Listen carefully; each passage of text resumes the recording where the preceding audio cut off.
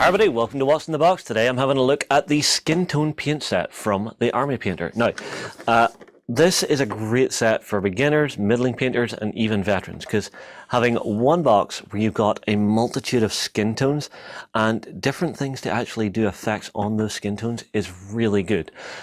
It's one of those things I do notice is a lot of people say they're doing an army, they will paint everyone the exact same skin tone just because, well, it's easy. But having a paint set like this, you can mix things up a little bit. You can have someone who's maybe from Northern Ireland, someone from the south of France, someone from Spain.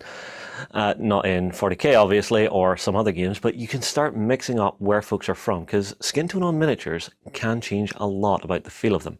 Right, let's dig into the set, shall we? Okay, first few things we're going to come across. We've got a little thank you thing here, but it's actually quite important because if something's smashed, missing, or broken, it gives you the contact details for the Army Painter to get onto them and say, hey, my thing's dunked up, can you please fix it? We've got a little bit of thing showing some of the hobby products that the Army Painter do. They actually do quite a bit of stuff. We've then got the classic little booklet that shows you what it is. So step 1, spray it. Step 2, paint it. Step 3, you dip it. And then you're done after you do a little bit of basing. Really handy little booklet this, especially for beginners, because, I remember whenever I first came to paint, if I had someone just giving me a little bit of advice like this, it would have been far better for my early painting. We've then got a little bit on the full range of war paints that they do, and a little bit on the back, which is read before use. So that's quite handy.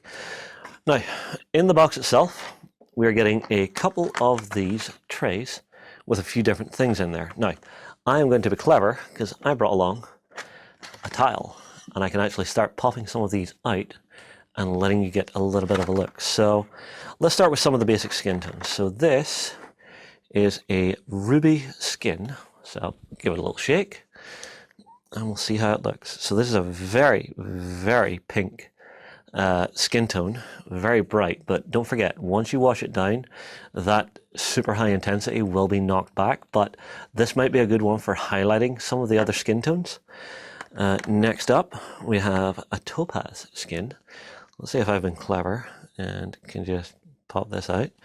So it's a little darker, a little more tan, I would use that just as a very good general skin tone for any Caucasian.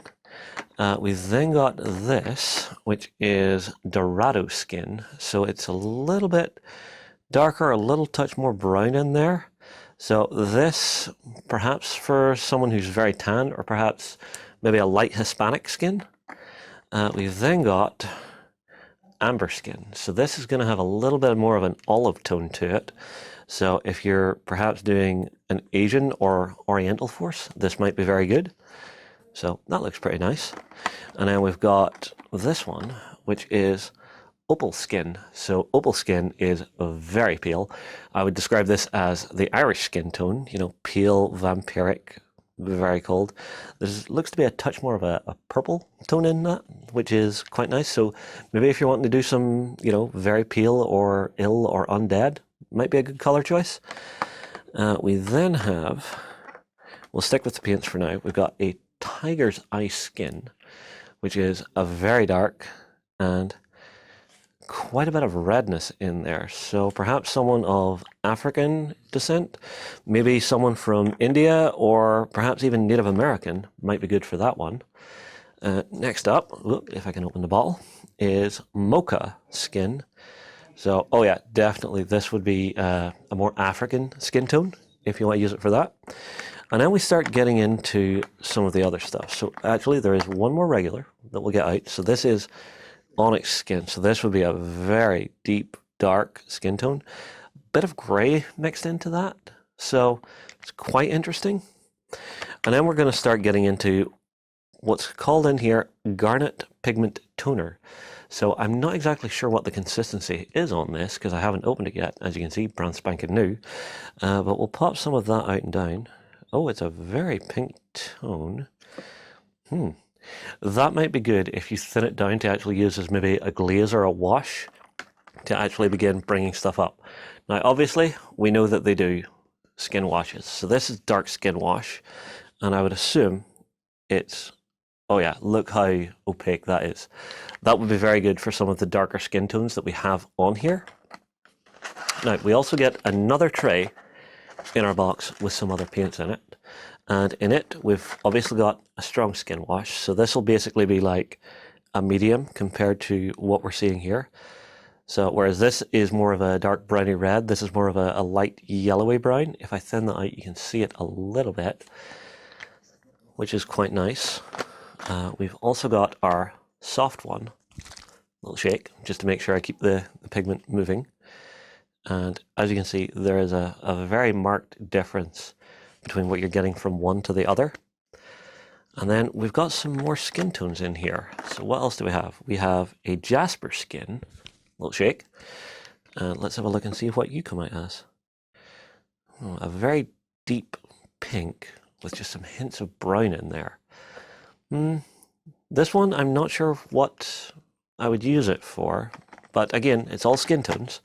We then have a mixing medium. So I'm guessing if you're wanting to mix some stuff up, this is most likely a clear solution of the medium the Army Painter makes. So as you can see there, you can barely see it on the camera, but it's just a very thick, goopy substance. So I'm guessing that's if you're wanting to change the consistency, perhaps reliven your paints a little bit. We then got a pearl pigment toner. So we'll get a little look at that. Again, it's very light, a lot thicker than the other one, but it is a true paint. So that, I guess, if you're looking to maybe bring something up to do some highlights. And then we've got an obsidian pigment toner, which I'm guessing the toners are really just for mixing in and possibly doing highlights or shadows to actually lighten things up and darken them down across your palette to actually show highlights and shadows. Now, another little thing that we get in the box, which I do quite like, I'll put this to the side. We've got ourselves a set of 4 empty bottles here. So if you're wanting to do custom mixes from dropper bottle to dropper bottle, you can. And you've also got a little baggie of ball bearings.